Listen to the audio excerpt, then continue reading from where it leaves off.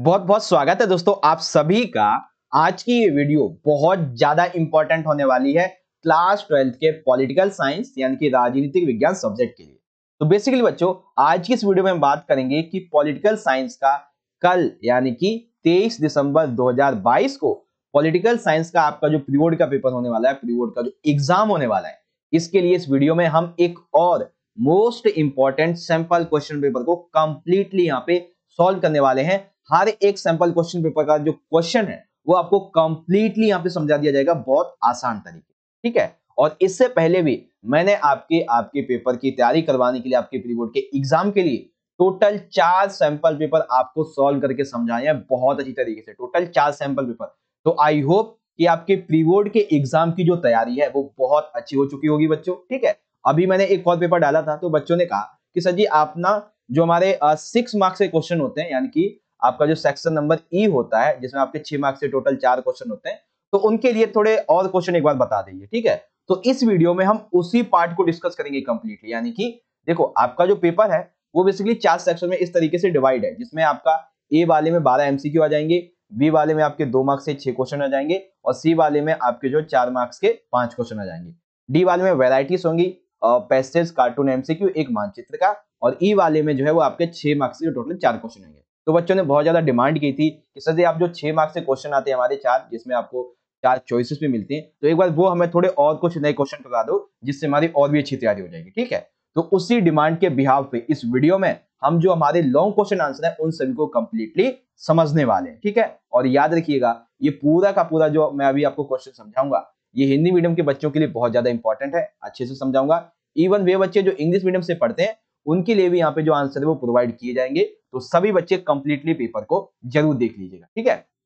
एक चीज और कहना चाहूंगा कि जहां तक मुझे लगता है कि 4 सैंपल पेपर इनफ है आपके लिए, ठीक है। और जब आपका बोर्ड का एग्जाम होगा तब हम आपके लिए 10 प्लस सैंपल पेपर की सीरीज लेके आएंगे, ठीक है। अभी वैसे 5 का मेरा प्रॉमिस था लेकिन एक नहीं हो पाया, कोई बात नहीं। जो जब बोर्ड होगा तो आपके लिए 10 लेके आएंगे। अभी के लिए आपको आपके प्री बोर्ड के ऑफिशियली यानी कि पॉलिटिकल साइंस का आपका प्री बोर्ड का जो एग्जाम होने वाला है, इसके लिए आपको मेरी तरफ से, हमारे चैनल की टीम की तरफ से पॉलिटिकल साइंस की प्री बोर्ड एग्जाम के लिए ऑल द बेस्ट। अच्छी एग्जाम करके आना। ऑलरेडी हमने आपकी तैयारी अच्छे से करवाई हुई है एंड आई होप कि आपकी तैयारी हो भी चुकी होगी, ठीक है। एक बार मैं रिवाइज करवा देता हूं कि आपका पेपर आएगा कैसा। तो सेक्शन ए देख लीजिए, आपका जो है वो 2 मार्क्स का इस तरीके का, सॉरी टोटल जो वो 12 एमसीक्यू आएंगे, ठीक है। 12 एमसीक्यू आ जाएंगे जिसमें कुछ नॉर्मल रहेंगे, ठीक है, कुछ में आपको मिलान करना होगा एक आधा क्वेश्चन में, और 2 क्वेश्चन आपके अभिकथन कारण वाले इस तरीके के आएंगे। सारे क्वेश्चन मैंने आपको समझा रखे हैं। अगर आपने ये वीडियो नहीं देखा है तो आपको यहाँ पे आई बटन में लिंक दे दूंगा, यहाँ से देख लेना, या फिर आप चाहो तो डिस्क्रिप्शन बॉक्स में लिंक मिल जाएगा, वहां से देख लीजिए, ठीक है। फिर इस तरीके से आपका सेक्शन नंबर बी आएगा जिसमें 2 मार्क्स से आपके क्वेश्चन होंगे और हर एक क्वेश्चन आंसर मैंने आपको बहुत अच्छे तरीके से पहले समझाया हुआ है, ठीक है। फिर यहाँ पे जो हमारा सेक्शन नंबर सी आ जाएगा जिसमें हमारे जो है वो 4 मार्क्स के क्वेश्चन यहाँ से शुरू हो जाएंगे, ठीक है, 4 मार्क्स से 5 क्वेश्चन। और इन सभी क्वेश्चन को भी ऑलरेडी मैं आपको बहुत अच्छे तरीके से समझा चुका हूँ। तो आई होप आपने वीडियो देखी होगी, समझ गए होंगे, ठीक है। एक बार कमेंट बॉक्स में बताएं मुझे कि आपने ये वीडियो देखी है या नहीं। फिर सेक्शन डी आ जाएगा जिसमें पहला क्वेश्चन जो है वो हमारा मैप वाला होगा, सॉरी पैसेज वाला होगा। पैसेज वाले के संबंध में इंदिरा गांधी जी के बारे में क्वेश्चन, आई होप समझे होंगे आप सभी। फिर जो क्वेश्चन है वो हमारा मैप वाला था, मैप में आपको जो है वो इस तरीके से जानकारी दी जाएगी, ठीक है। और ये मैप रहेगा। अब इसी के आधार पे आपको ये जो टेबल है ये भरनी होगी। मैप भरना कैसे सीखना है, तो अगर आपको, वैसे मैं एक काम करूंगा ना कि जब वीडियो एंड हो जाएगा तो आपको मैप भी समझा दूंगा एक बार दोबारा से, ठीक है। उसके बाद फिर आपका चित्र आया था डब्ल्यूटीओ के संबंध में, इस तरीके से ये भी देख लिया था, ठीक है। तो ये क्या था, बेसिकली ये हमारा रिवीजन था पिछली वीडियो का। आज की इस वीडियो का जो हमारा मेन पार्ट है वो यहाँ से शुरू होगा सेक्शन नंबर ई से। ये 6 मार्क्स से हमारे टोटल यहाँ पे क्वेश्चन होने वाले। एक चीज बच्चों मैं आपको पहले क्लियर कर देता हूँ कि आपके जो 6 मार्क्स के क्वेश्चन होंगे टोटल 4, इसमें देखो जो क्वेश्चन आपका ऊपर रहेगा और जो नीचे रहेगा, यानी कि अथवा वाले जो क्वेश्चन है वो पर्टिकुलर उसी चैप्टर से होंगे। जैसे कि मान लेते हैं कि कोई क्वेश्चन जो है वो आपका सेकंड बुक के चैप्टर नंबर 5 से पूछा गया, ठीक है। तो आपका जो अथवा रहेगा ऑफिशियली वाला उसमें उसी चैप्टर से अथवा में भी आएगा, ठीक है। लेकिन मैंने क्या किया यहाँ पे कि इस पैटर्न को थोड़ा बदल दिया है, इसलिए बदला है क्योंकि मेरा मेन काम जो है वो ये कि आपको थोड़े ज्यादा इंपॉर्टेंट क्वेश्चन कराना, ठीक है। तो हर एक चैप्टर से 6-6 मार्क्स से जितने क्वेश्चन निकल सकते हैं वो मैं आपको यहाँ पे समझाने वाला हूँ, ठीक है। जैसे कि आप देख लीजिए क्वेश्चन चैप्टर नंबर 5 के बारे में कि नहीं 5 नहीं 6 है बेसिकली, कि इंदिरा गांधी की असली चुनौती विपक्ष से नहीं बल्कि खुद की अपनी पार्टी के भीतर सिंडिकेट से निपटना थी, जिसमें तत्कालीन राष्ट्रपति के चुनाव ने अपनी अहम भूमिका निभाई। वर्णन कीजिए। देखिए दो क्वेश्चन को एक साथ मर्ज करके मैं यहाँ पे लेके आया हूँ ताकि आपको दो क्वेश्चन समझा। पहला क्वेश्चन क्या है कि भाई इंदिरा गांधी जी के लिए असली चुनौती ये नहीं थी कि जो विपक्षी पार्टियां उनसे लड़े, बल्कि ये थी कि उसके पार्टी के अंदर में ही जो दिग्गज नेता हैं, सिंडिकेट, इनसे लड़ना थी। और इस सिंडिकेट के संबंध में ये जो इंदिरा गांधी की चुनौती थी सिंडिकेट वाली, इसको और ज्यादा एक घी की चिंगारी दी तत्कालीन राष्ट्रपति के चुनावों ने। तो इन दोनों का इंटरलिंक किस तरीके से, आप कैसे इसका वर्णन करेंगे, ये सारी चीजें हम समझें। ठीक है, तो आइए समझते हैं पहले भाई कि इंदिरा बनाम सिंडिकेट का मतलब क्या है। ठीक है, इंदिरा बनाम सिंडिकेट। तो बेसिकली देखो, इंदिरा गांधी जी की असली चुनौती किससे थी? उसकी पार्टी के अंदर ही थी। ठीक है, विपक्षियों से नहीं। सिंडिकेट, पहले ये समझो सिंडिकेट है क्या। तो बेसिकली कांग्रेस पार्टी के भीतर, यानी कि कांग्रेस की खुद की पार्टी के अंदर कुछ ऐसे लोग जो ताकतवर और प्रभावशाली नेता हैं, उनके समूह को सिंडिकेट कहते हैं। कोई एक सिंडिकेट नहीं है, मतलब एक समूह को सिंडिकेट कहते हैं जो ज्यादातर प्रभावशाली है, लोग जिसकी ज्यादातर बातों को मानते हैं। ठीक है, अब इन सिंडिकेट की भूमिका क्या थी भाई इंदिरा गांधी जी के संबंध में? तो आप सभी को पता होगा कि जब 1966 में लाल बहादुर शास्त्री जी की मृत्यु हो जाती है, ठीक है, तो उस समय इंदिरा गांधी जी को प्रधानमंत्री बनाने के लिए सिंडिकेट ने ही अपना पक्ष रखा था और संसदीय दल के नेता के रूप में इन्हें चुना गया था। ठीक है, और क्यों चुना था भैया इनको? क्योंकि देखो सिंडिकेट के जो नेता थे या लोग थे, उनको ये लग रहा था कि इंदिरा गांधी जी जो है, इन्हें राजनीति का उतना अनुभव है नहीं, तो ये हमसे ही सलाह लेंगी, हमारी सलाह पर ही अमल करेंगी। लेकिन इंदिरा गांधी जी किसकी पुत्री थी बच्चों? नेहरू जी की पुत्री। ठीक है, नेहरू जी की पुत्री थी, इसीलिए उनको राजनीति वगैरह का बहुत सारा ज्ञान था और इसीलिए धीरे धीरे करके उन्होंने क्या किया, इंदिरा गांधी जी ने सरकार में और पार्टी में खुद का मुकाम बनाना शुरू कर दिया। यानी कि सिंडिकेट ने जिस मकसद से इंदिरा गांधी जी को चुना था प्रधानमंत्री के रूप में, वो इनका मकसद पूरा नहीं हुआ। तो भैया इसी कारण की वजह से सिंडिकेट और इंदिरा गांधी जी के बीच में हो जाती है अनबन कैसी, मतलब उठापटक कैसी मच जाती है इस संबंध में कि निकालो अब, यानी कि अब निष्कासित की प्रक्रिया अपनाओ। और जब ये पूरी प्रक्रिया चली रही थी, तभी यहाँ पे एक घी की तरह आग की चिंगारी का काम किया यहाँ पे राष्ट्रपति के चुनाव ने 1969 में। क्या था भाई? तो 1969 में उस समय भारत के तत्कालीन राष्ट्रपति थे जिनका नाम था जाकिर हुसैन। इनकी किन्हीं किन्हीं कारणों की बस मृत्यु हो जाती है। तो अब क्या था भाई कि राष्ट्रपति पद खाली हो गया। इस समय तक जो इंदिरा गांधी जी थी वो प्रधानमंत्री बन चुकी थी। ठीक है, 1967 के चुनाव में।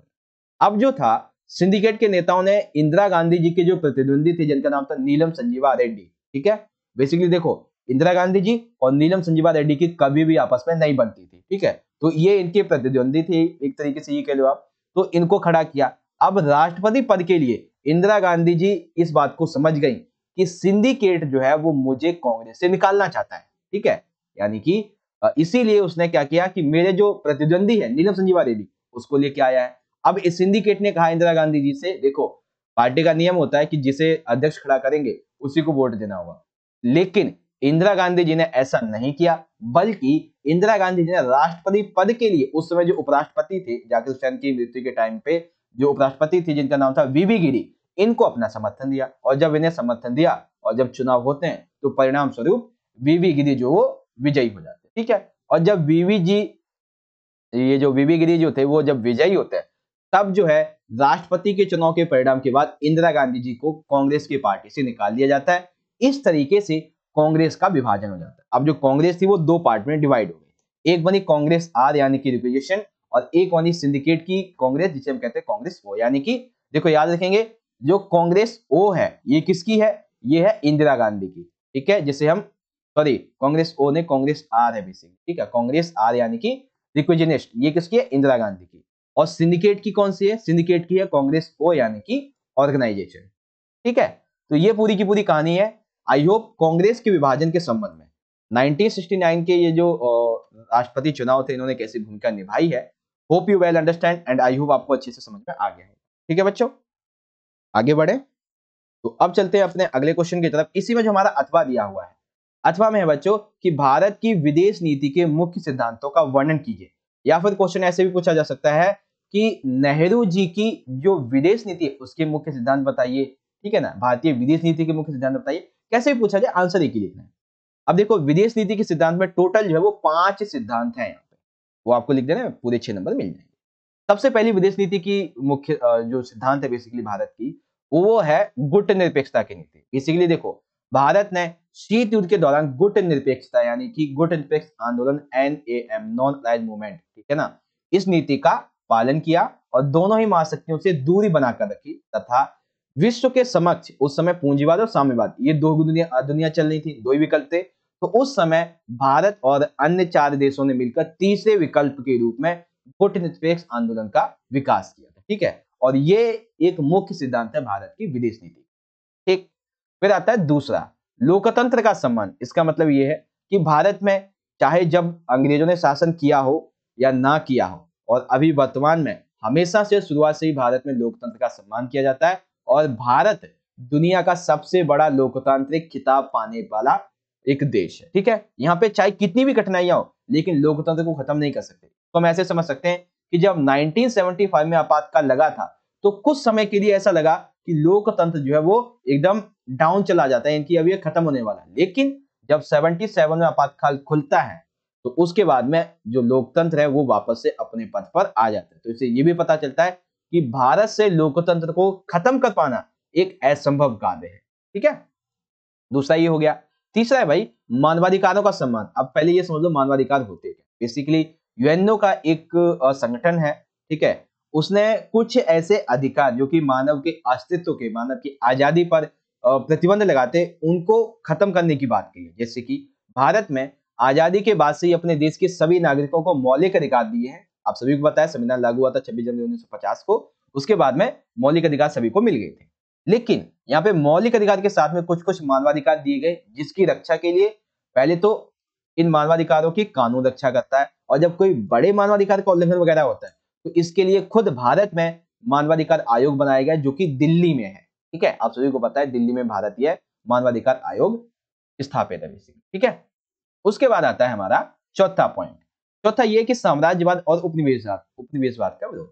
बेसिकली भारत ने शुरुआती समय से साम्राज्यवाद और उपनिवेशवाद का विरोध किया। क्यों किया भाई? क्योंकि भारत स्वयं अंग्रेजों के शासन के प्रति दबा हुआ था। तो उसे इस बात का पता है कि भाई जब हम किसी के शासन के अधीन कार्य करते हैं उस समय जो लोकतंत्र की लड़ाइयां लड़ी जाती हैं वो कितनी बड़ी समस्या होती है, ठीक है।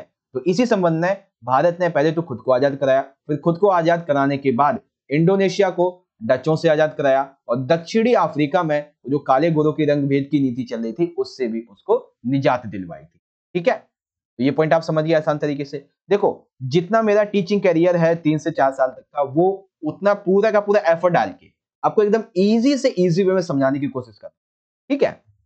उसके बाद है विश्व शांति और मित्रता को बढ़ावा देना। बेसिकली जब शीत युद्ध चल रहा था तो उस दौरान भारत ने कई ऐसे प्रयास किए ताकि विश्व शांति को और मित्रता को बढ़ावा दिया जा सके, ठीक है। जिसमें भारत ने कई बार यूएनओ के माध्यम से जो शांति सेना कहीं कहीं भेजी जाती थी तो उसमें भारत ने अपनी सेना भी भेजी थी, ठीक है। और कई बार भारत ने और भी अन्य देश है जिसमें ऐसे कुछ मतलब सेना वगैरह भेज के वहां पे शांति स्थापित करवाई थी, ठीक है। तो ये सारी की सारी चीजें हैं, ठीक है।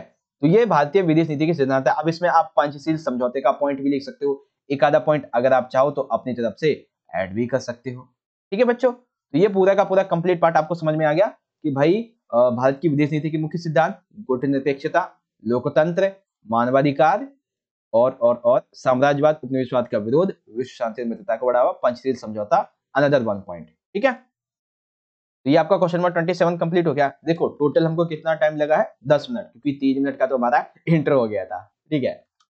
वेल अब इसी क्वेश्चन को जो इंग्लिश मीडियम के बच्चे उनके लिए मैं 2 मिनट लेके समझा देता हूँ एक बार किस तरीके से होगा। तो इंग्लिश में आपका क्वेश्चन पूछा जाएगा कि Indira Gandhi real challenge was not to deal with the opposition but the syndicate within her own party in which the election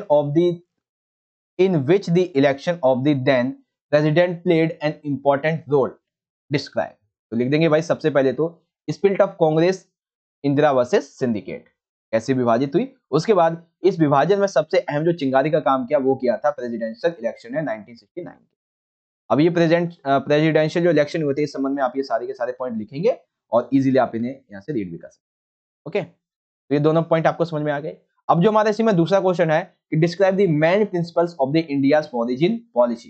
तो इंडियाज की फॉरेन पॉलिसी जो इसके मेन प्रिंसिपल्स क्या है, तो मेन प्रिंसिपल में सबसे पहला है कि policy of non alignment movement, respect of democracy, respect of human rights opposition to imperialism and colonialism, ठीक है, इस संबंध में है। और सबसे आखिरी है promotion of world peace and friendship, ठीक है, promotion of world peace and friendship, इस तरीके। ओके, तो देखो हिंदी में तो आपको मैंने समझा ही दिया था, और इंग्लिश में आपको सेंटेंस फॉर्मेशन चाहिए वो मैंने आपको प्रोवाइड करा दिया, सिंपल है। ओके, अब देखिए कुछ नए नए क्वेश्चन यहाँ पे आ चुके हैं हमारे, बहुत इंपॉर्टेंट है कि क्षेत्रीय आकांक्षाओं के विलय के संबंध में पंजाब समस्या का वर्णन करो। यानी कि हमें क्या समझाना है कि भाई पंजाब समस्या क्या थी और भारत में किस तरीके से पंजाब का विलय हुआ, ये समझना है, ठीक है। तो पंजाब समस्या लिख देंगे इस तरीके से पहले, और फिर हम शुरू करेंगे अपने मेन आंसर।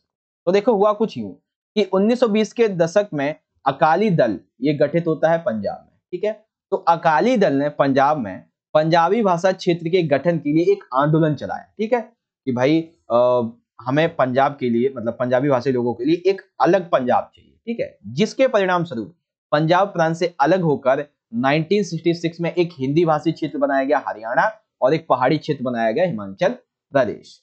अब ये पूरी की पूरी कहानी क्या थी भाई, कैसे ये आगे बढ़ा, कैसे ऑपरेशन ब्लू स्टार आया, कैसे फिर राजीव लोंगोवाल समझौता हुआ, क्या था ये पूरी की कहानी।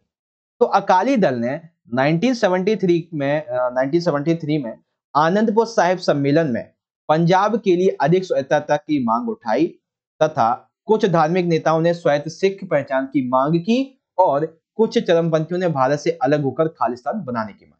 देखो शायद मुझे लगता है कि थोड़ा सा कंफ्यूजन होगा बच्चों को, मैं थोड़ा समझा देता हूँ आपको। देखो बेसिकली हुआ क्या कि 1920 के दशक में अकाली दल गठित होता है। इसने पंजाबी भाषी क्षेत्र के लिए एक अलग बेसिकली आंदोलन चलाया और कहा कि एक अलग प्रांत चाहिए। तो इसी को देखते हुए फिर 1966 में 3 राज्य बन गए। कौन कौन सा?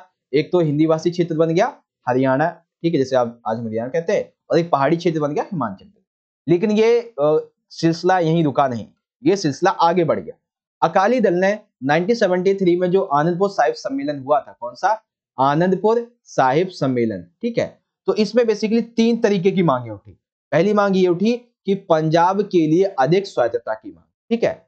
दूसरी मांग ये उठी कि कुछ पंजाब के पंजाबी भाषी, पंजाबी धर्म के जो धार्मिक नेता थे, उन्होंने कहा कि जो सिख लोग हैं वो अपनी पहचान को स्वायत्त बनाने की स्वतंत्र रूप से रख सके, इसकी मांग की। और तीसरी मांग ये थी कि कुछ चरमपंथी ये चाहते थे कि भारत से अलग होकर एक नया देश ही बना दिया जाए, राज्य नहीं, एक नया देश ही बनने दो, खालिस्तान की मांग, ठीक है। तो जब ये ना मांगे अपना जोर पकड़ रही थी, तेजी से आंदोलन जो थे इन सभी मांगों के ऊपर चलने लगे थे, तो इसी संबंध में फिर चलाया गया ऑपरेशन ब्लू स्टार। तो बेसिकली 1980 के बाद में अकाली दल पर उग्रपंथी लोगों का नियंत्रण हो गया। यानी कि देखो पहले अकाली दल था, ये नॉर्मली तरीके से चल रहा था, ठीक है, लेकिन अब धीरे धीरे करके ये जो खालिस्तान बनाने मांग करने वाले लोग थे, अन्य जो उग्रवादी थे, उन्होंने अकाली दल में अपना नियंत्रण स्थापित कर लिया, और इन्होंने अमृतसर के स्वर्ण मंदिर में अपना मुख्यालय बनाया, जहां से ये पूरे पंजाब में हिंसाएं, बलात्कार और भी बहुत सारी जो एक तरीके से नकारात्मक गतिविधियां, उन गतिविधियों को अंजाम दे रहे थे। तो इसी को देखते हुए हमारी गवर्नमेंट ने, इंडिया की गवर्नमेंट ने, भारत की सरकार ने जून 1984 को उग्रवादियों को स्वर्ण मंदिर से निकालने के लिए सैन्य कार्यवाही की। इसी सैन्य कार्यवाही को ऑपरेशन ब्लू स्टार के नाम से जाना जाता है, ठीक है। अब जब इन खालिस्तानियों को, इन उग्रवादियों को स्वर्ण मंदिर से निकालने के लिए पंजाब के अमृतसर में जो स्थित है, वो जो ऑपरेशन ब्लू स्टार चलाया गया था, ये इस सैन्य कार्यवाही में सिखों ने अपने धर्म विश्वास पर हमला माना, जिसके बदला लेने के लिए 31 अक्टूबर 1984 को इंदिरा गांधी जी की हत्या। बेसिकली देखो आप सभी को पता है कि जब अकाली दल पे इन उग्रवादियों ने अपना बेसिकली क्या कर लिया था, एक तरीके से कह सकते हैं कि वर्चस्व कर लिया था, तो अकाली दल के लोग इन्हीं की बात मानेंगे। तो इन्होंने कहा कि ये जो पंजाब में सैन्य कार्रवाई हो रही है, ये हमारे धर्म पर, हमारे विश्वास पर हमला है, और कोई भी सरकार किसी भी राज्य के संबंध में, किसी भी अन्य क्षेत्र के संबंध में धार्मिक और विश्वास के लेवल पर कुछ भी जो है वो इंटरफेस नहीं कर सकती है, ठीक है। तो यहाँ पे कहा चलो ठीक है। तो इसी को देखते हुए उग्रवादी और अन्य जो सिख धर्म के लोग थे वो एकत्र हुए, और इन्होंने इस ऑपरेशन ब्लू स्टार के जवाब में 31 अक्टूबर 1984 को इंदिरा गांधी जी की हत्या कर दी। अब जब इधर इंदिरा गांधी की हत्या हुई, तो उसी तरफ उत्तर भारत में सिखों के विरुद्ध में एक हिंसा भड़क उठी, ठीक है। इंदिरा गांधी जी के जो अनदर चहीते थे, ठीक है, और कांग्रेस के चहीते थे, तो उन्होंने विरुद्ध छेड़ दिया आंदोलन, किसके? इन उग्रवादियों के। तब यहाँ पे भैया एक हो जाता है पंजाब समझौता। फाइनली 1985 में अकाली दल के अध्यक्ष, जिनका नाम था हरचंद सिंह लोंगोवाल, क्या नाम था? हरचंद सिंह लोंगोवाल, तथा राजीव गांधी, आप सभी को पता है 1984 में इंदिरा गांधी जी की जब मृत्यु होती है तो चुनाव होते हैं, तो इंदिरा गांधी जी की मृत्यु के बाद में इनको एक सहानुभूति मिलती है, उसी सहानुभूति के आधार पर ये जीत जाते राजीव गांधी जी। तो फिर हरचंद सिंह लोंगोवाल जो कि अकाली दल के अध्यक्ष थे और भारत के प्रधानमंत्री राजीव गांधी, इनके बीच में पंजाब में शांति स्थापना के संबंध में एक समझौता हुआ जिसे पंजाब समझौता कहते हैं, जो कि 1980 में डन। ठीक है, तो ये है पंजाब की समस्या। और जहां तक मुझे आशा है कि आप सभी को पंजाब की समस्या के बारे में पूरा का पूरा ये जो पार्ट है वो अच्छे तरीके से समझ में आ गया होगा। ठीक है बच्चों, आई होप पंजाब समस्या अच्छे से समझ में आ गई होगी। ठीक है, अब अगर आपके एग्जाम में क्वेश्चन आ जाएगा ना, तो जहां तक मुझे लगता है कि आप अच्छे तरीके से लिख पाओगे। ठीक है, क्योंकि एकदम बिल्कुल इजी से इजी वे में आपको समझा दिया। ओके वेल, अब इसी में हमारा जो दूसरा क्वेश्चन है वो इसी चैप्टर का है कि जम्मू एवं कश्मीर रियासत विलय, या फिर ये कह लो कि जम्मू एवं कश्मीर जो रियासत थी इसे विशेष राज्य का दर्जा किस तरह से प्राप्त हुआ था। ठीक है, तो आइए एक एक करके समझेंगे हमारे एक पॉइंट को।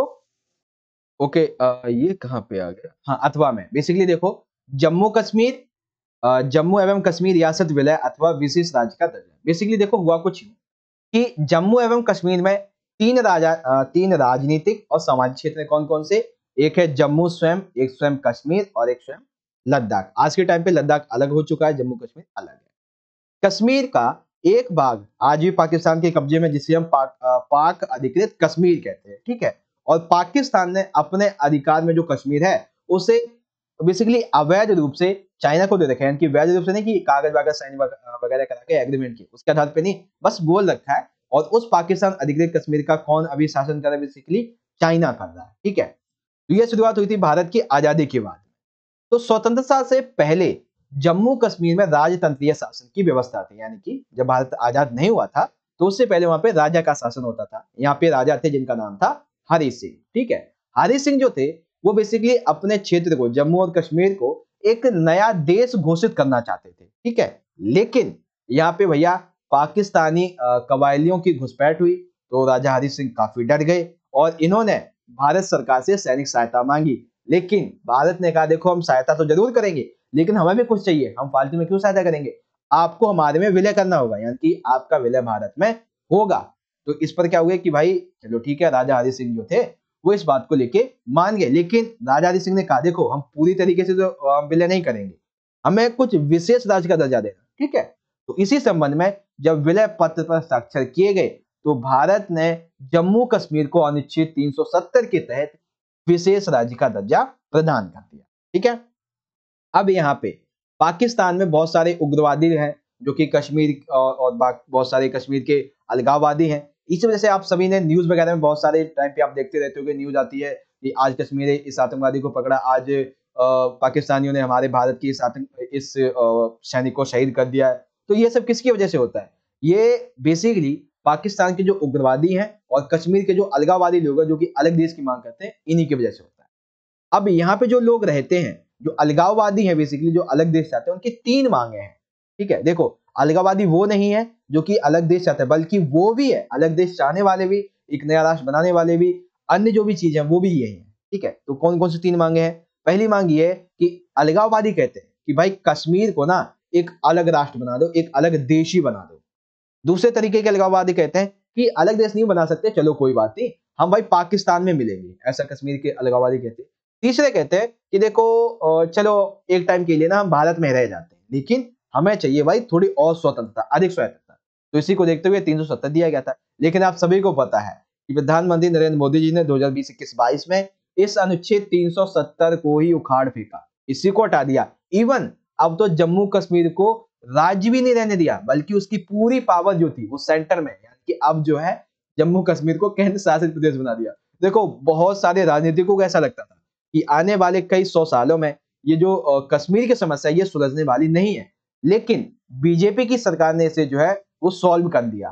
ठीक है, और कुछ ज्यादा दंगा वगैरह भी नहीं हुआ। हाँ एक टाइम पे हम ये कह सकते हैं कि ये थोड़ा सा पॉलिटिकल इश्यू हो गया था। ठीक है, लेकिन हाँ हो गया ना सॉल्व, बात इतनी अच्छी बात है। ठीक है, लेकिन अब क्या करना है, यानी कि अब आपको जम्मू कश्मीर के बारे में ज्यादा कुछ नहीं पढ़ना होगा। ठीक है, आपके बाद में जो बच्चे लोग आएंगे ना अगले सेशन में, उनको ज्यादा चीजें पढ़ने की जरूरत नहीं होगी जम्मू कश्मीर के बारे में। ठीक है, तो जम्मू एवं कश्मीर रियासत का विलय भारत में कैसे किया गया, I hope you well understand this question answer.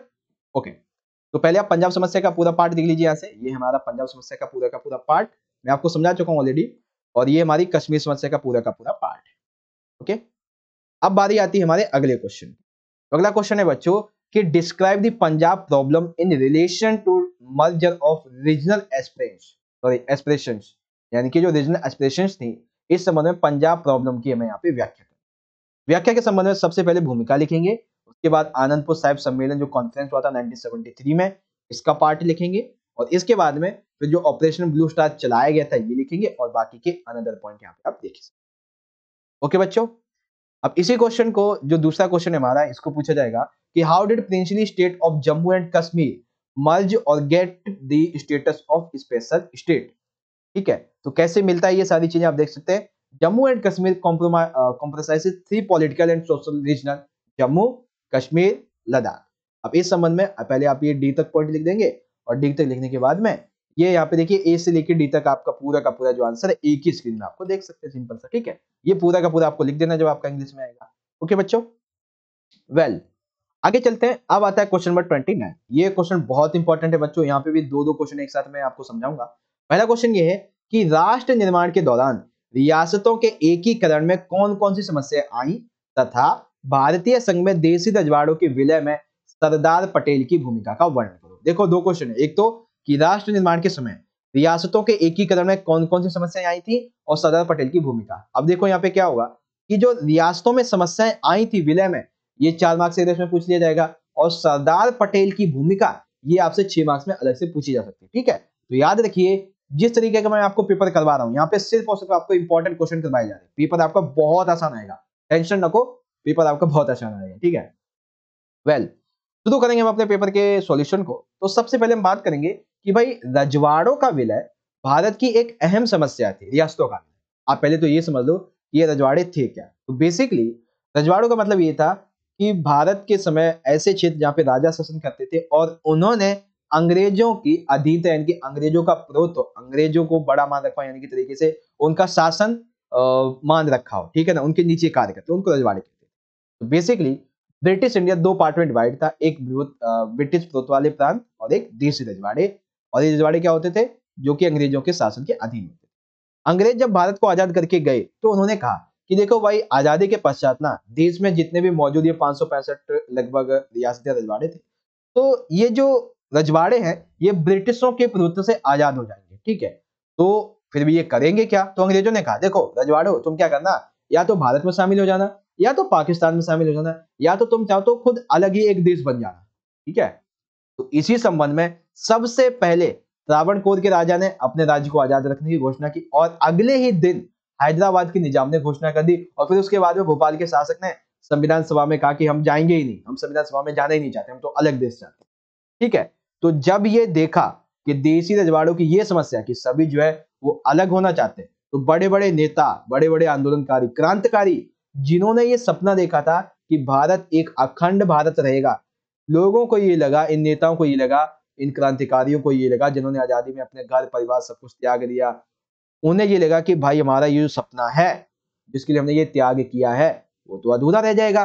तो इसी संबंध में एक जिम्मेदारी सौंपी गई भारतीय संघ में, बेसिकली देशी रजवाड़ों के विलय में सरदार पटेल को ये भूमिका सौंपी गई। बेसिकली देशी रियासतों के एकीकरण की समस्या भारत की राष्ट्रीय एकता और भारत के टूटने की सबसे बड़ी चुनौती थी। तो ऐसे कठिन समय में सरदार पटेल ने यह जिम्मा उठाया कि मैं इन 565 रियासतों को एकजुट करूंगा, और इन्होंने एक नीति अपनाई। कौन सी नीति? साम दाम दंड भेद। इसमें देखो दाम तो खैर मैंने सुना नहीं आज तक कि कैसे उपयोग किया जाएगा, लेकिन शाम, दंड और भेद ये जरूर मैंने सुने। ठीक है, तो इन नीतियों के माध्यम से सरदार पटेल ने बहुत सारी रियासतों का विलय भारत में किया था। ठीक है, आइए एक एक करके समझते हैं कुछ कुछ इनके बारे में पॉइंट। तो इनके अनुसार उस समय भारत में जितनी 565 रियासतें थी, ये सारी की सारी 565 रियासतें भारत में विलय करना नहीं चाहती, मतलब पूरी की पूरी अलग नहीं होना चाहती थी। कुछ ही एक थी, अराउंड 10 से 12 ही ऐसी बड़ी बड़ी रियासतें थी जो भारत में नहीं मिलना चाहती थी। तो इन्हीं का विलय कुछ अलग तरीके से किया गया, जिसमें से देखिए कि उनके नेतृत्व में भारतीय सेना ने हैदराबाद में, जूनागढ़ में सैनिक कार्यवाही की, और उसके बाद में उसको भारत में विलय करवा लिया। वहीं मणिपुर जो रियासत थी, इसके राजा पर दबाव डाला और वहां पे बेसिकली उससे सहमति पे हस्ताक्षर करा लिया।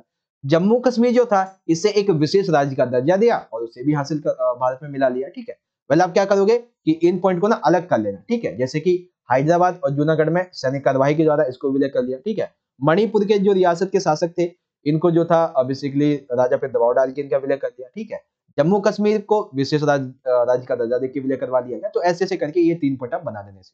ठीक है, उसके बाद अब इनके इसी सम्मान के रूप में इन्हें लौह पुरुष की उपाधि भी दी गई है और साथ ही इनके लिए आप सभी को पता है कि एक स्टैच्यू ऑफ यूनिटी ये बना हुआ है। ठीक है, रजवाड़ों के विलय में अहम भूमिका के कारण ही महात्मा गांधी जी ने इन्हें लौह पुरुष की उपाधि दी गई है और ये देश के पहले गृह मंत्री भी रह चुके हैं। ठीक है, तो भारत के देशी रियासतों के रजवाड़ों के विलय में क्या क्या भूमिका है इनकी, वो आप यहाँ पे इजीली समझ गए। ठीक है, अब ना एक मैं काम करता हूँ कि एक पेपर मैंने अभी थोड़ी देर पहले आपको करवाया था, उसमें हैदराबाद रियासत के विलय के बारे में मैंने आपको कुछ बातें बताई। ठीक है, तो मैंने एक काम करता हूँ कि हैदराबाद रियासत के विलय के बारे में एक दो चीजें आपको और बता देता हूँ।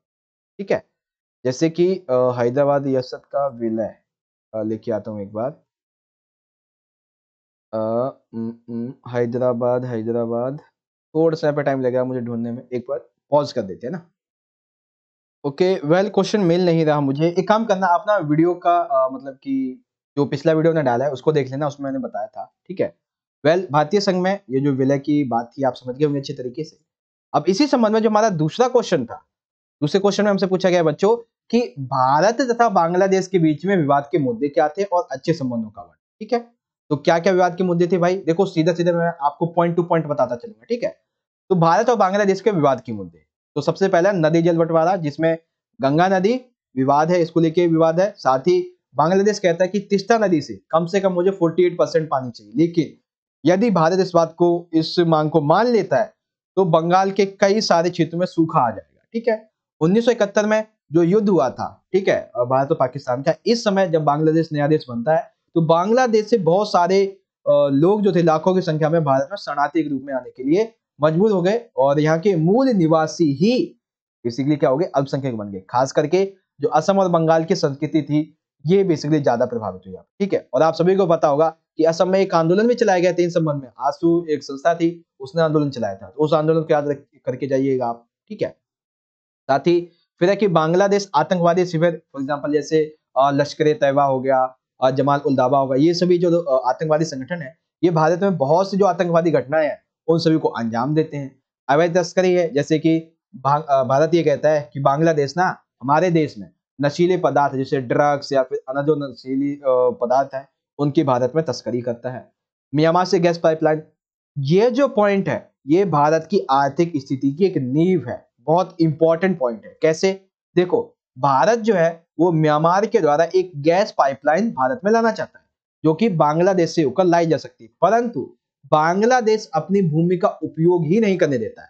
आज के टाइम पे जिस सीएनजी का, ठीक है, सीएनजी, जिस एलपीजी का हम उपयोग कर रहे हैं, अगर ये जो म्यांमार से गैस पाइपलाइन है ये आ गई ना, तो यहाँ पे आपको गैस जो कि आज के टाइम पे आपको मान लेते 100 रुपए किलो, 100 रुपए लीटर मिलती है, सीएनजी एलपीजी वटएवर, तो ये आपको ज्यादा से ज्यादा 20 से 25 रुपए में मिलेगी। ये एक रियल फैक्ट की बात है।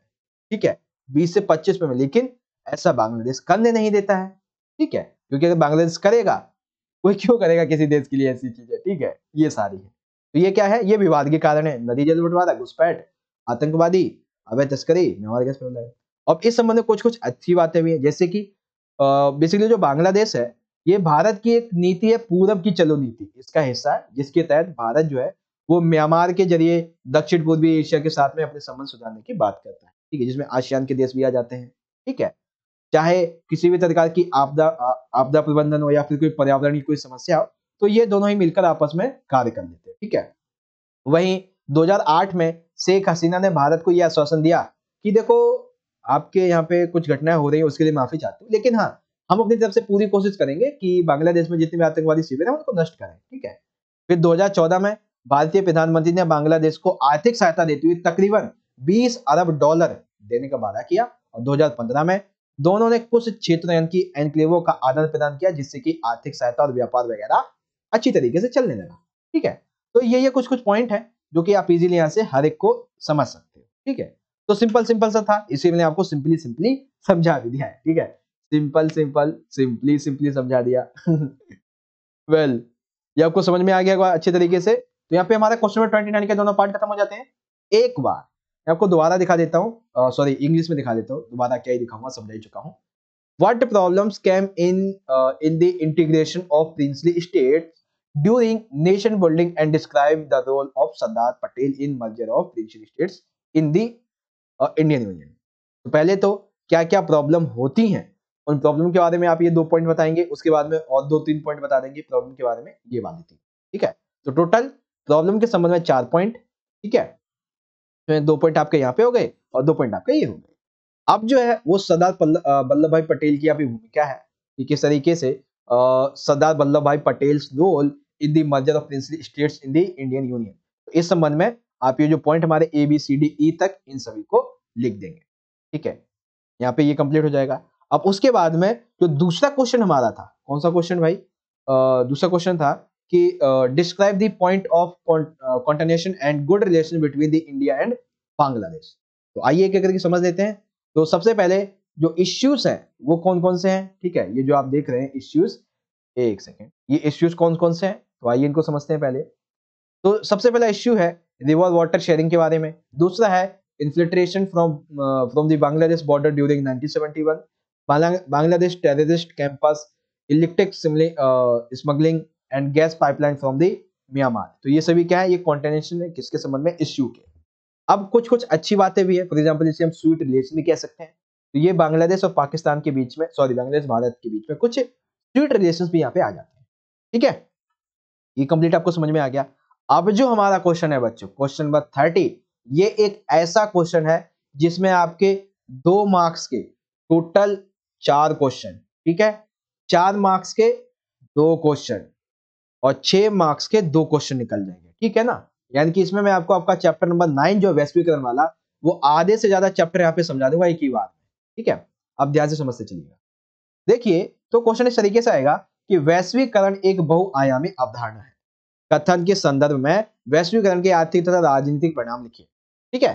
तो देखिए आपसे क्वेश्चन कैसे कैसे पूछा जाएगा कि वैश्वीकरण के आर्थिक परिणाम लिखिए 2 मार्क्स में, 4 मार्क्स में, 6 मार्क्स में, वैश्वीकरण के राजनीतिक परिणाम लिखिए 2, 4, 6 मार्क्स। अब ये डिपेंड आप पे करता है कि दोनों को मिला के अगर 6 मार्क्स से पूछा जाएगा तो आप कैसे लिखेंगे, और अगर एक को 6 मार्क्स में पूछा जाएगा तो कैसे लिखेंगे, ठीक है।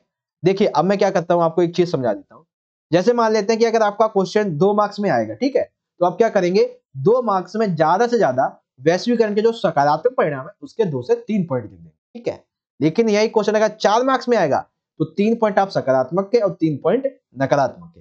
लेकिन जब ये 6 मार्क्स में आएगा केवल आर्थिक, तो जितना सकारात्मक नकारात्मक आर्थिक का बताऊंगा आप वो पूरा लिख देंगे, ठीक है।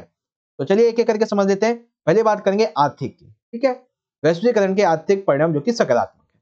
बेसिकली आयात निर्यात पर जो प्रतिबंध लगा था जब ये खत्म हुआ तो व्यापार, विदेशी मुद्रा और वैश्विक संबंध जो थे वो तेजी से विकसित होने लगे, ठीक है। अब इसके सकारात्मक परिणाम में क्या कर देंगे भाई कि इंटरनेट और कंप्यूटर से जुड़ी सेवाओं की वजह से जो प्रौद्योगिकी का विकास हुआ, इससे कई देशों को टेक्नोलॉजी मिली है। देखो सीधा सीधा पॉइंट टू पॉइंट आंसर की बात करूंगा मैं यहाँ पे, ठीक है। प्रौद्योगिकी यानी कि इंटरनेट वगैरह मिल गया, अर्थव्यवस्था में सुधार आ गया है। जैसे कि देखो किसी भी देश से जब व्यापार, वस्तु या पूंजी का प्रभाव होता है तो इससे क्या होता है, अर्थव्यवस्था में सुधार होता है, ठीक है। वस्तु की उच्च गुणवत्ता, देखो जब भी कोई विदेशी कंपनी आती है तो सिंपल सी बात है कि विदेशी कंपनी एक देश की तो आएगी, अन्य देशों की भी आएंगी, तो इससे प्रतिस्पर्धा बढ़ जाती है और वो सभी कंपनी ये चाहती है कि ज्यादा से ज्यादा और कम से कम कीमत में अच्छे से अच्छा और ज्यादा से ज्यादा माल लोगों को प्रोवाइड कराए। तो इससे क्या होता है, प्रतिस्पर्धा बढ़ती है, लोगों को कम कीमत में ज्यादा से ज्यादा और अच्छी गुणवत्ता वाली चीज मिलती है। और जब विदेशी व्यापार होता है तो इंटरनेशनल जो मुद्रा होती है वो मिलती है, तो ये लोग जो है वो इंटरनेशनल ट्रेड भी कर पाते हैं आसान तरीके से, ठीक है। तो ये सारी की सारी चीजें हैं। अब जब ये विदेशी कंपनियां वगैरह आती हैं तो सभी को पता है क्या होता है, जो छोटे छोटे उद्योग होते हैं इनका पतन हो जाता है, छोटी छोटी कंपनियां, लोगों का रोजगार छिन जाता है, असमान विकास होता है, क्योंकि जो पहले बड़ी कंपनी थी, बड़े उद्योग थे, वो तो और गरीब और अमीर हो गए, जो पहले से गरीब थे, छोटा उद्योग था, वो तो और गरीब होते चले गए। ये सारी चीजें आ जाएंगी, ठीक है। उसके बाद कई जगह पे ऐसा भी देखा गया है कि कई विकसित देश ऐसे हैं जिनकी जो वीजा नीति है वो बहुत ज्यादा कठोर है, इसलिए हम वहां से व्यापार नहीं कर सकते। जैसे कि इजराइल है, पाकिस्तान है, बहुत कठोर बना रखा है इन्होंने, ठीक है। नागरिकों को मिलने वाला एक सामाजिक सुरक्षा कवच यानी कि रोटी, कपड़ा, मकान वगैरह, इसी को कहते हैं। तो ये जो है वो पूरी तरीके से टूट चुका है। तो अब हम इसे कैसे पुनर्निर्माण कर सकते हैं, तो इसकी हमें जरूरत है बहुत ज्यादा। ठीक है, उसके बाद में भी 1-2 पॉइंट और है, नहीं यही है। तो देखो, जब वैश्वीकरण के 2 मार्क्स में क्वेश्चन आएगा तो सकारात्मक 2-3 पॉइंट, 4 मार्क्स में आएगा तो 3-4 सकारात्मक के, और मतलब 3-3 लिख देंगे, 6 मार्क्स में आएगा तो पूरे पूरे लिख, ठीक है।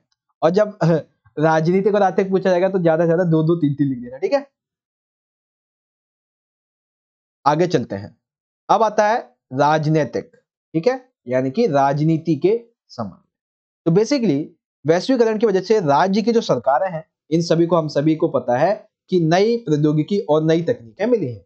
तो इसी वजह से ये लोग क्या कर पाए हैं, जो भी राज्य है, इनकी जो सरकार है, वो अपनी शासन व्यवस्था को अच्छी तरीके से समझा पाए। फॉर एग्जाम्पल सैटेलाइट्स, ठीक है, अन्य नए नए जो हथियार हैं, ये सभी मिल रहे हैं। तो इससे क्या हो रहा है, ये अपनी शासन व्यवस्था अच्छे से चला पा रहे हैं, ठीक है। ये राज्य आज के टाइम पे पर्यावरण, कानूनी व्यवस्था, राष्ट्रीय सुरक्षा, ऐसे इसके जो महत्वपूर्ण कार्य हैं, इन सभी में अच्छी तरह से कदम उठा पा रहे हैं, ठीक है। राज्यों को कई तरह की जो टेक्नोलॉजी मिली है, इससे तो शासन व्यवस्था तो अच्छे से चल ही रही है, साथ ही वो अपने राज्य को और ज्यादा मजबूत कैसे बनाया जाए उस पर भी काम करता है और राज्य को मजबूत भी बनाता है। साथ ही इन तकनीकों के माध्यम से अपने देश में वो नजर रखता है कि कहीं पे कुछ गड़बड़ी तो नहीं हो रही, अपने नागरिकों के बारे में जानकारी प्राप्त करता है, ठीक है, युवाओं के बारे में। साथ ही यदि किसी भी पर्टिकुलर देश को आर्थिक या फिर सैनिक किसी भी तरह की कोई कमजोरी हो रही होती है और वो चाहे तो किसी देश से मदद मांगनी है, तो वैश्वीकरण ने ही इस चीज को संभव बना पाया, ठीक है। आज के टाइम पे मैं बात करूं, पाकिस्तान में एक क्राइसिस आया हुआ है, ठीक है, नदी क्राइसिस का। तो इस संबंध में वैश्वीकरण की वजह से ही आज पाकिस्तान अनदर जो कंट्रीज है उनसे सहायता मांग पा रहा है। अगर वैश्वीकरण नहीं होता तो नहीं मांग पाता। और जैसे मान लेते हैं कि 1971 का भारत पाकिस्तान युद्ध हुआ था, 1961 का भारत पाकिस्तान युद्ध हुआ था, तो इसमें अमेरिका सोवियत संघ ने भारत की मदद की थी। तो ये किस लिए किया था, वैश्वीकरण की वजह से ही। हाँ, वो बात अलग है कि भारत ने जो वैश्वीकरण था वो 1991 में अपनाया था, ये बात अलग है, लेकिन हाँ, मदद तो की थी। इतना तो हम समझ गए ना कि हाँ, कोई भी अनदर कंट्री जो है वैश्वीकरण के माध्यम से मदद प्राप्त कर सकती है, सिंपल है। ओके, वेल, अब इसमें बारी आती है नकारात्मक परिणाम की। क्या इसके नकारात्मक परिणाम भी हैं? हाँ भैया है। क्योंकि देखो, आज के टाइम पे राज्य की जो सरकार है, उसकी क्षमता यानी कि जो ताकत है उसमें कमी आई है। एक तरीके से कह सकते हैं उसका दायरा सीमित हो गया। कैसे भाई? क्योंकि अभी के टाइम पे राज्य जो है वो मात्र कुछ ही कामों को अपने तक रखता है, जैसे कि कानून व्यवस्था बनाए रखना, ठीक है, नागरिकों की सुरक्षा, ये बस इन्हीं तक सीमित रखता है, देश की सुरक्षा वगैरह ये सब चीजें। वह राज्य जो पहले सामाजिक कल्याण के लिए कार्य करता था, वो अब खत्म हो चुकी है। क्योंकि नागरिकों को मिलने वाला जो रक्षा कवच था, रोटी कपड़ा मकान रोजगार बेहतर स्वास्थ्य सुविधा मेडिकल वगैरह, ये सारी की सारी चीजें अब खत्म हो रही हैं। क्योंकि अब जो ये राज्य होते हैं, यहाँ पे कौन अपना स्थान ले रहा है, जो बहुराष्ट्रीय निगम है ये स्थान ले रहे हैं। यानी कि बड़ी बड़ी जो कंपनियां, बड़े बड़े जो संगठन है, वो एक देश की राजनीति को यहाँ पे प्रभावित कर रहे हैं, ठीक है। तो ये सारी की सारी चीजें हैं। देखो, क्वेश्चन काफी ज्यादा था, मतलब बड़ा था, लेकिन मैंने आपको इन शॉर्ट में 7 से 8 मिनट में अच्छे से समझा दिया, ठीक है। 7 से 8 का भी 5 मिनट लगेंगे कंप्लीट, है ना। तो आप देख लेना एक बार दोबारा से कि वैश्वीकरण के आर्थिक परिणाम क्या क्या हो सकते हैं, ठीक है। तो ये पहले आपके आर्थिक परिणाम हो जाएंगे, ओके बच्चों। फिर सेकंड जो है कि वैश्वीकरण के आर्थिक के जो नकारात्मक परिणाम है वो क्या क्या होंगे, तो वो आप यहाँ पे देख सकते हैं, ये हो जाएंगे। और उसके बाद वैश्वीकरण के राजनीतिक सकारात्मक परिणाम क्या है, तो वो ये हो जाएंगे आपके। एंड देन वैश्वीकरण के राजनीतिक जो नकारात्मक परिणाम है वो आपके ये हो जाएंगे, ओके बच्चों। तो ये सारी की सारी चीजें आई होप आप समझ गए होंगे। अब इसी में ना मैं एक क्वेश्चन ऐड करना भूल गया बच्चों, ठीक है। लेकिन देखो, अब एक अच्छी चीज करूंगा कि एक क्वेश्चन के बदले मैं आपको एक पेपर के जो अनदर क्वेश्चन है पूरे के पूरे 8 वो दिखा दूंगा, ठीक है ना। तो एक क्वेश्चन के बदले 8 क्वेश्चन, कितनी अच्छी बात है। तो ये क्वेश्चन है कि आजादी से श्रीलंका में लोकतंत्र कायम है, हम सभी को पता है, लेकिन वो अंदरूनी संघर्ष से जूझ रहा है, जिसे हम जातीय संघर्ष कहते हैं, ठीक है। तो श्रीलंका में जातीय संघर्ष की जो कहानी है, ये मैं आपको पूरी पहले भी बता चुका हूं पहले की वीडियो में, इसलिए यहाँ पे नहीं बताऊंगा, ज्यादा टाइम वेस्ट नहीं करूंगा। आप यहाँ पे देख लो बस, ठीक है। चाहो तो आप पढ़ लो, बाकी मैं आपको समझा चुका हूं ऑलरेडी, ठीक है। ये हो गया और यहाँ पे कंप्लीट हो जाएगा। अब जो हमारा वैश्वीकरण वाला क्वेश्चन था उसे एक बार इंग्लिश में समझ लीजिएगा कि globalisation is a multidimensional concept, right the economic and political consequences of globalisation in the context of this statement. बिल्कुल ठीक है। तो सबसे पहले इकोनॉमिक कॉन्सिक्वेंसेस क्या है ग्लोबलाइजेशन के, तो पहले आप पॉजिटिव लिखेंगे। तो पॉजिटिव के संबंध में आप ये जो पॉइंट्स, ठीक है ना, ये लिख देंगे क्या क्या, development of technology, improvement in the economy, high quality of goods, increase the foreign rate, ये सारी चीजें आ जाएंगी।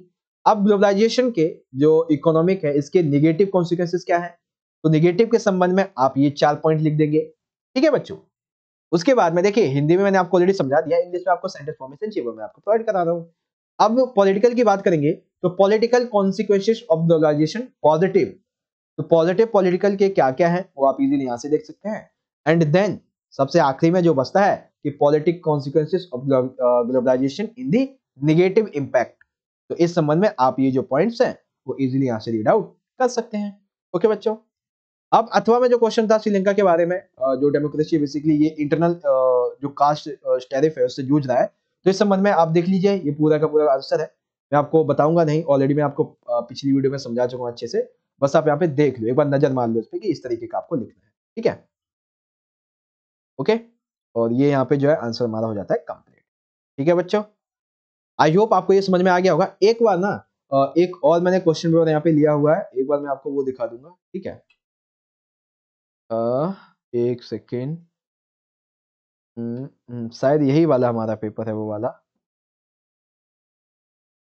हाँ ये देखो, ये वाला काफी इंपॉर्टेंट है, ये पेपर ऑलरेडी मैं आपको समझा चुका हूँ, ठीक है। फिर भी एक बार मैं आपको दिखा देता हूँ, आप इस पर नजर मार लेना, काफी इंपॉर्टेंट क्वेश्चन है। क्वेश्चन ये है कि भारत की आजादी के बाद में चौथे आम चुनाव तक देश में किस तरीके के बदलाव हो चुके थे, ठीक है। तो इन शॉर्ट में अगर मैं यहाँ पे आपको बताऊं तो 2 प्रधानमंत्री की मृत्यु हो गई थी 1944 में, सॉरी 1964 में जवाहरलाल नेहरू और 1966 में लाल बहादुर शास्त्री। और ये जो क्वेश्चन है ये बेसिकली ये भी क्वेश्चन है कि 1960 का जो दशक था ये सबसे खतरनाक दशक क्यों जाता है, ये वही क्वेश्चन है, ठीक है। तो जो नया प्रधानमंत्री था यानी कि इंदिरा गांधी जी, उन्हें कुछ ज्यादा अनुभव था नहीं, 2 युद्ध हुए थे जिसकी वजह से भारत का सैन्य खर्चा बढ़ गया था, आर्थिक संकट आया था, आर्थिक संकट की वजह से रुपयों का अवमूल्यन करना पड़ गया था, पार्टी का विभाजन वगैरह, सांप्रदायिक दंगे, ये सारी चीजें थी, इसीलिए इसको 1960 के दशक को खतरनाक दशक कहते हैं, या फिर चौथे आम चुनाव तक क्या क्या बदलाव हो चुके थे, ठीक है। अब ये जो जब बदलाव हुए तो इसके बाद में जो चौथे आम चुनाव हुए 1967 में, इसके क्या परिणाम निकले जिसकी वजह से राजनीतिक जो भूकंप है इसकी संज्ञा दी जाती है। तो बेसिकली इसमें क्या हुआ था कि जो कांग्रेस थी ये राष्ट्रीय और प्रांतीय स्तर पर बहुत ज्यादा राज्यों में हार चुकी थी, तकरीबन इसके हाथ से जो 9 राज्य थे वो निकल चुके थे, 7 राज्यों में बिल्कुल ही सरकार नहीं बनी, और दोनों में तो इसलिए नहीं बनी क्योंकि अन्य जो क्षेत्रीय गठबंधन थे उन्होंने गठबंधन तोड़ दिया था, ठीक है। और इंदिरा गांधी के मंत्रिमंडल के आधे ज्यादा मंत्रिमंडल ये हार चुके थे, कांग्रेस के दिग्गज नेता ये भी चुनाव हार चुके थे, ठीक है। अब यहाँ पे आप देख लीजिए कांग्रेस के दिग्गज नेता जैसे कि के कामराज तमिलनाडु से, एस के पाटिल महाराष्ट्र से, अतुल घोष बंगाल से, के बी साहब बिहार से, तो ये सारी चीजें, ठीक है। उसके बाद इसी को आप इंग्लिश में देखेंगे, ठीक है। तो changes in the country till the 4th general election 1967, इस बारे में आप ये सारे के सारे पॉइंट ले लोगे आसान तरीके से, ठीक है। अब जो सेकंड क्वेश्चन था कि 4th general election none of political ethics किस तरीके से कहा गया, ये सारी चीजें आप देख सकते हैं, ठीक है। उसके बाद में वैश्वीकरण, चलो ये तो छोड़ दो, ये बेसिकली आप देख लो, वैसे तो ये वैश्वीकरण के सांस्कृतिक परिणाम है, ये सकारात्मक है और ये नकारात्मक है, ठीक है। जो सकारात्मक है वही आगे चल के नकारात्मक बन जाते, सिंपल है। अथवा में वैश्वीकरण का भारत पर कैसे प्रभाव पड़ा था, यानी कि वैश्वीकरण ने भारत को कैसे प्रभावित किया था, तो ये सारे के सारे पॉइंट है, वैश्वीकरण ने भारत को कैसे प्रभावित किया ये आप देख लेना, ठीक है। और फिर भारत ने स्वयं कैसे वैश्वीकरण को प्रभावित किया था, तो ये भी आप देख सकते हो। ओके बच्चों, ओके, तो मुझे लगता है कि आपने एक काम करना, वेल यहाँ पे आपका टाइम वेस्ट में वेस्ट कर दूंगा ज्यादातर, तो आपने एक काम करना कि मैं ना आपको कुछ प्लेलिस्ट के लिंक दे दूंगा डिस्क्रिप्शन बॉक्स में, ठीक है।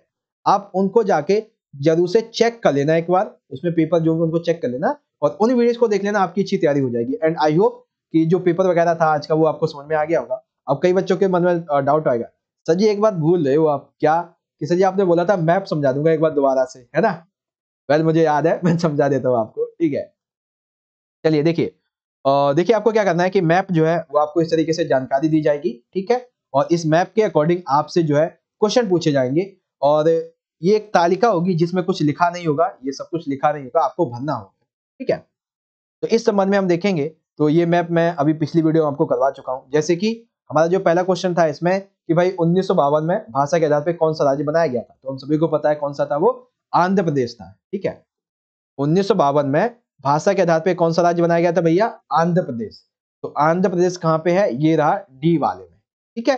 तो पहले हमारा ये हो गया था तो इसी तरीके से आपको क्या करना है, जो अक्षर है वो डी आ जाएगा और बाकी रही बात आंध्र प्रदेश की तो ये आ जाएगा। ठीक है, उसके बाद जो हमारा सेकंड क्वेश्चन है ऑपरेशन ब्लू स्टार से संबंधित था, तो ये कौन सा है भाई, तो ये था बेसिकली हमारा ऑप्शन नंबर ए यानी कि पंजाब। तो दूसरे का यहाँ पे पंजाब आ गया, दूसरे के लिए जो आपको लेटर साइन किया गया है ए ये लिख देंगे और जो राज्य का नाम है पंजाब ये लिख देंगे, सिंपल है। थर्ड ये था भाई कि भारत की आजादी के बाद में 1947 में ये जो राज्य था वो पुर्तगालियों का अधीन था, तो कौन था, वो था बी यानी कि गोवा। तो गोवा को तीसरे नंबर की जानकारी के लिए साइन किया गया है, तो ये तीसरा आ गया हमारा, लेटर साइन किया गया बी और स्टेट आ गया हमारा गोवा। उसके बाद में हरित क्रांति से लाभान्वित था, तो एक पंजाब तो हो ही गया जहाँ पे ऑपरेशन ब्लू स्टार चला था, तो इसीलिए अब एक राज्य कौन सा बचता है, सी यानी कि हरियाणा। ठीक है, ये चौथा हो गया। तो इसी संबंध में हम क्या करेंगे, यहाँ पे हमने सी लेटर असाइन कर दिया है और हरियाणा यहाँ पे लिख दिया इस तरीके से। आपको मैप लगा के नहीं आना, ठीक है, आपको मैप लगा के नहीं आना है, आपको बस लिख के आना है, टेबल बना के आनी बेसिकली। ठीक है बच्चों, तो ये हो गया हमारा आज का पूरा paper complete and I hope आपको पूरा पेपर समझ में आ गया होगा। तो आई होप आपको वीडियो अच्छा लगा होगा, वीडियो अच्छा लगा तो ज्यादा से ज्यादा लाइक करें। ठीक है, और आप सभी को आपके पॉलिटिकल साइंस के प्री बोर्ड के एग्जाम के लिए ऑल द बेस्ट। हमारे चैनल की तरफ से, मेरी तरफ से बहुत बहुत शुभकामनाएं। अपना पेपर अच्छे से करके आइएगा और जहां तक हो सकता था हमारी तरफ से जितनी बेस्ट तैयारी हो सकती थी आपके लिए वो हमने करवा दी है प्री बोर्ड के लिए। But you do not worry, आप टेंशन मत लो, जब बोर्ड के एग्जाम होंगे तो आपकी तैयारी इतनी खतरनाक करवा देंगे जैसे पेपर आएगा क्योंकि है ये क्या है, ये पेपर तो बच्चों का पेपर है, इस तरीके से आपकी तैयारी करवा दूंगा। ठीक है, देखो प्री बोर्ड है तो इसके मार्क्स वगैरह लगने नहीं होते हैं, बस एक दो मार्क्स जो आपके प्रैक्टिकल वगैरह में ऐड जरूर हो जाते हैं इसके नंबर के बेस पे। ठीक है, तो इसीलिए जो है ज्यादा टेंशन नहीं लेने का, आराम से एग्जाम देने का। ठीक है ना, चलिए मिलते हैं नेक्स्ट वीडियो में, तब तक के लिए आप सभी पढ़ते रहिएगा और अपना ख्याल रखिएगा। धन्यवाद, जय हिंद, वंदे मातरम।